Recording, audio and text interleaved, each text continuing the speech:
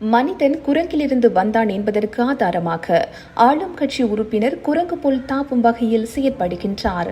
ஆகவே தயவு செய்து நாகரிகமாக நடந்து கொள்ளுங்கள் என்று நாடாளுமன்ற உறுப்பினர் ஜீவன் தொண்டமான் தெரிவித்துள்ளார்.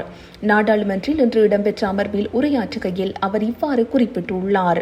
மலையகத்தில் உங்கள் ஆட்சி காலத்தில் எத்தனை வீடுகள் கட்டப்பட்டுள்ளது என நான் கேட்ட கேள்விக்கு இதுவரை ஆளும் தரப்பினர் பதில் கூறாது பதறுகின்றனர்.